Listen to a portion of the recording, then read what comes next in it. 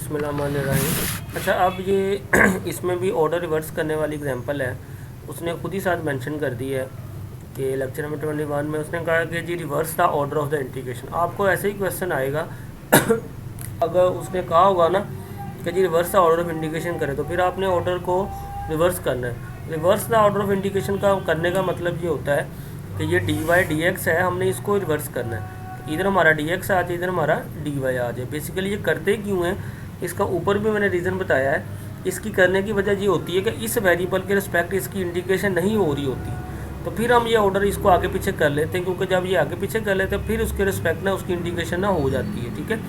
अच्छा, अब आपने क्या करना है कि जब इसका ऑर्डर रिवर्स करना है तो ये देखें, इसने तो डायरेक्ट लिख दिया कि जी 0 to 4 है, 0 to y/4 है, तो ये लिमिट्स भी चेंज कर दी हैं, ये ऑर्डर भी रिवर्स कर दिया है कि इधर डी वाई डी एक्स था तो इधर देखें आ गया डी एक्स और डी वाई। तो मैंने इसकी थोड़ी सी इसको सिंप्लीफाई किया है कि ये लिमिट्स बेसिकली चेंज कैसे होती हैं। ये ज़रा देखें। सबसे पहले तो ये क्वेश्चन गिवन था, इसमें मैंने आपको बताया था कि ये वाली जो डी वाई वाली चीज़ है, ये इसकी लिमिट्स ये वाली होती है, ये इससे सॉल्व होता है, और ये जो डी एक्स वाली ये इस बाहर वाली से सॉल्व होता है। मतलब ये इंटरनली और एक्सटर्नली सॉल्व करते हैं ऐसे। तो इधर से आपने ऐसे ही करना है कि ये सबसे आसान तरीका है। सबसे पहले तो ये गिवन क्वेश्चन है, तो ये डी वाई की लिमिट्स ये वाली थी, तो ये डी वाई मतलब वाई है, तो वाई की लिमिट्स क्या आ गई, एक 4x एक 4 है। ये मैंने लिख लिया कि y इक्वल टू 4x और y इक्वल टू 4। अब ये dx है, तो ये बाहर वाली ये x की लिमिट्स है, ये 0 और 1 है, तो x की लिमिट्स मैंने लिख दी x इक्वल टू 0 और x इक्वल टू 1। अब इसको सोल्व करके हमने नई लिमिट्स लानी है। देखें क्या किया मैंने। सबसे पहले तो जो x 0 था, x इक्वल टू 0 को मैंने इधर इस इक्वेशन में पुट किया, तो जब इधर x की जगह 0 लगाया तो मेरे पास y कितना आ गया। इधर x की जगह 0 लगाने से y मेरे पास क्या आ जाएगा, y भी 0 आ जाएगा। ठीक है, तो ये y 0 आ गया। अब हमने एक ये y इक्वल टू 0 y वाली एक ये वैल्यू लेनी है, एक ये वाली वैल्यू हमारे पास गिवन है वैसे कि y इक्वल टू 4, तो एक ये ले लेनी। तो ये y की नई लिमिट्स क्या होगी, 0 और 4। अब आ जाए x की तरफ, तो x की वैल्यू एक तो हमने इधर से निकाल लेनी है।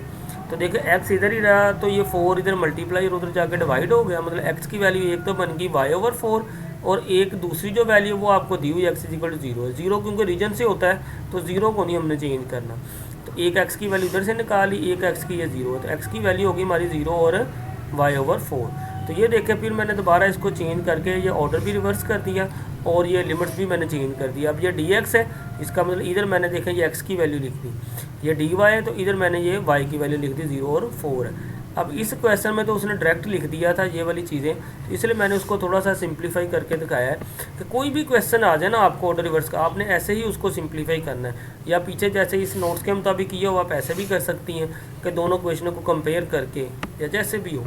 अब नेक्स्ट जो है इसकी इंटीग्रेशन है वो तो बड़ी आसान है, आप बड़ी आसानी से कर सकती हैं। तो ये dx है, तो जब dx के रिस्पेक्ट इसकी इंटीग्रेशन करनी, तो ये सारा कॉन्स्टेंट ट्रीट होगा, तो ये सारा बाहर आ जाएगा, तो बाकी क्या रह जाएगा, इंटीग्रल dx। तो इंटीग्रल और d कट जाते हैं, x ही बचेगा, तो ये देखें x और ये आ गया। अब चूँकि x के रिस्पेक्ट की है, तो अब हमने अपर लिमिट पहले जहाँ जहाँ पे x आ रहा है वहाँ पे लगानी, माइनस लोअर लिमिट लगानी। सिंप्लीफाई करके ये चीज़ आ गई है। तो अब इसकी इंटीग्रेशन हमने कर लेनी है y के रिस्पेक्ट, तो y के रिस्पेक्ट इसकी इंटीग्रेशन करेंगे तो इसका डायरी इंटीग्रेशन यही आ जाएगी, और इसका पावर का डेरिवेटिव कितना आ जाएगा, -2y, तो ये -2y आ गया। इसमें लिमिट पुट की, ये आपका फाइनली आंसर आ गया। नेक्स्ट ये कैलकुलेट उसने कहा हुआ जी, इसको कैलकुलेट करें, ये उसने खुद ही दे दिया हुआ है कि जी bounded by the line x axis है, तो x की लिमिट्स उसने बता दी है, and the line y equal to x है, and the line x equal to 1 है, तो x इक्वल टू 1 दे दिया। एक आपने x इक्वल टू x की वैल्यू 1 ले लेनी है, क्योंकि ये ओरिजिन से जा रही है, तो आपने x की वैल्यू लेनी 0 to 1। तो ये देखें ये dx है, तो ये dx की लिमिट ये 0 to 1 हो गई। अब ये y आ रहा है, तो y की उसने वैल्यू दे दी हुई है एक लाइन के y इक्वल टू x है, तो एक तो y वाली लिमिट x आ गई, दूसरी क्योंकि ये भी रीजन से है तो दूसरी आपने इसको 0 से ले लेना कि 0 to x है, ये आपने ऐसे ही याद रखना है। अब आपने इसकी इंटीग्रेशन कर लेनी है सबसे पहले, तो जब इसकी y के रिस्पेक्ट सारे की इंटीग्रेशन करनी है, तो ये सारा तो कांस्टेंट है, बाहर आ जाना sin x/x, तो y के रिस्पेक्ट इंटीग्रेशन करी तो सिर्फ y ही बचना है। अब इसमें x upper limit minus lower limit put की, तो x -0 आ गया, तो x कट गया, sin x आ गया। अब इसकी x के रिस्पेक्ट इंटीग्रेशन कर देनी, तो sin x की इंटीग्रेशन होती है -cos x, तो ये कोज एक्स इंटीग्रेशन आ गई, इसमें आप 1 upper limit minus lower limit करके ये आपका फाइनली आंसर आ जाएगा। ठीक है, इधर ये लिमिट्स ये थोड़ी सी आपको इधर से ये चीज़ें याद ही रखनी पड़नी है। अच्छा, अब नेक्स्ट आ गया अब ये वाला क्वेश्चन, इसमें भी ऐसे ही अब देखें ना, ऐसे ये क्वेश्चन बेसिकली सोल्व ही नहीं होता, क्योंकि हमने जब इसको dx को इसकी इंटीग्रेशन करनी है तो इसका कोई भी इंटीग्रेशन हल ही नहीं होनी। ये उसने लिखा भी हुआ है कि there is no elementary antiderivative, इसकी इंटीग्रेशन है ही नहीं ना, हम हल ही नहीं कर सकते। लेकिन जब हम इसका ऑर्डर रिवर्स करते हैं ना, ऑर्डर रिवर्स करने से ये होता है कि ये एज अ कॉन्स्टेंट ट्रीट हो जाता है, उसकी इंटीग्रेशन हल हो जाती है। तो इसमें भी हम ऑर्डर चेंज करेंगे इसका सबसे पहले, तो ऑर्डर चेंज करके ये उसने बेसिकली ये वाली वैल्यू आ जाएंगी। देखो उसने लिखा by changing the order of integration, तो ये इंटीग्रेशन आ जाए। अब देखें ना, पहले dx पहले था, dy बाद में था। अब जब ऑर्डर चेंज किया, dy पहले आ गया, dx बाद में आ गया। अब इसकी इंटीग्रेशन करनी आसान है, क्योंकि dy पहले तो हमने इसकी dy के रिस्पेक्ट करनी है, तो ये सारा कांस्टेंट ट्रीट होगा, उसकी इंटीग्रेशन हो जाएगी। अब इसकी लिमिट्स भी मैंने ये थोड़ी सी फर्दर ये सोल्व की हुई हैं, ये ज़रा देखें अब इसकी भी, कि ये तो गिवन क्वेश्चन था, आपने ऐसे लिख लेना है कि ये गिवन क्वेश्चन था। तो ये dx है, ये पहले इंटीग्रल x की वैल्यू होती है, तो ये dy है, ये बाहर वाली ये y की वैल्यू, तो ये मैंने लिख दिया। तो x की वैल्यू ये वाली होती है 2, y/2 और 1, y की वैल्यू होनी है 0 और 2। अब इसको हम सिंप्लीफाई कर लेते हैं। तो सबसे पहले तो क्या किया कि y 2 था, 2 डिवाइड उधर जाके मल्टीप्लाई कर दिया, तो y 2x आ गया। एक तो y की ये वैल्यू आ गई नहीं, फिर दूसरी y की 0 है, y इसको कुछ नहीं करना, ये आपने फिक्स रहनी, मतलब y की जो नई वैल्यू चेंज होगी 0 और 2x।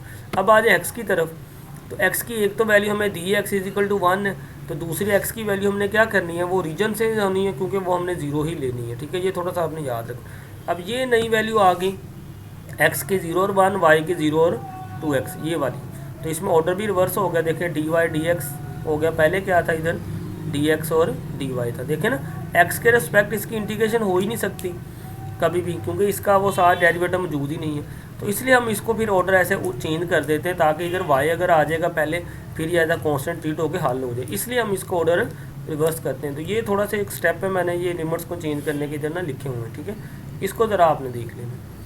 तो अब इसमें भी फिर ये ऑर्डर रिवर्स किया। अब देखें, अब इसकी इंटीग्रेशन आसान है, y के रिस्पेक्ट करेंगे तो ये सारा कांस्टेंट है, y के रिस्पेक्ट करेंगे तो सिंपल y आ जाएगा।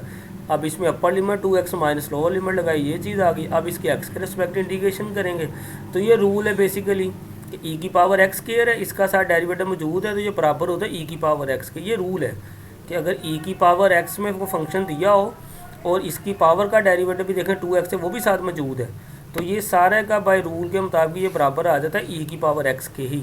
ठीक है, ये रूल है कि e की पावर x, ये रूल ऐसे जनरल लिखते हैं कि e की पावर x हो और साथ उसका डेरिवेटिव मौजूद हो, तो फिर वो बराबर होता है e की पावर x के ही। तो ये वही चीज़ है कि e की पावर x स्क्वायर था, तो पावर का डेरिवेटिव 2x है, वो साथ मौजूद था, तो ये सारा बराबर हो जाता है e की पावर x के। तो ये e की पावर x स्क्वायर हो गया। इसमें अब upper limit minus lower limit लगाई, तो ये हमारा फाइनली आंसर आ गया e-1।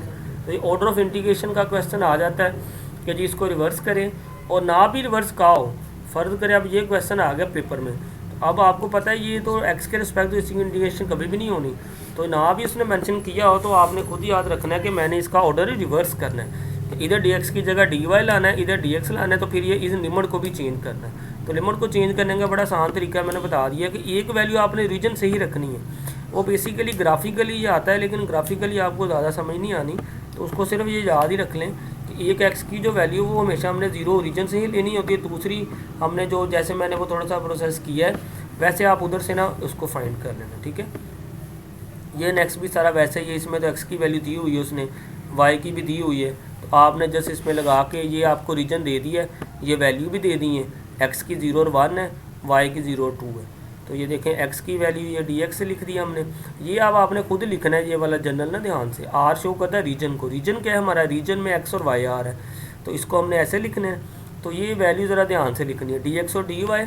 तो dx की वैल्यू चूँकि ये इंटीग्रल dx का होता है, तो इसलिए x की वैल्यू 0 1 है और ये इधर ही लिखनी है। तो dy है, इसकी वैल्यू ये बाहर वाली होती है, तो y की वैल्यू 0 2 है, तो ये इधर ही लिखनी है। ठीक है, तो ये कर्व आपको दी हुई थी, तो आपने जस्ट अब आप इसकी इंटीग्रेशन कर लेनी है। तो ये आपकी ये 3-4 क्वेश्चन कर लेंगे, आपकी प्रैक्टिस हो जाएगी। ठीक है, अब ये वाला भी ऐसे, ये वॉल्यूम भी दिया हुआ, रीजन भी दिया, इसमें पुट करके आपने इसको सॉल्व कर लेना। ठीक है, इसमें इतना ही काम है कि डबल इंटीग्रल को सॉल्व करना है, जो नहीं सॉल्व हो रहा उसका ऑर्डर रिवर्स करना है, तो इतना कि इसमें काम है। ठीक है।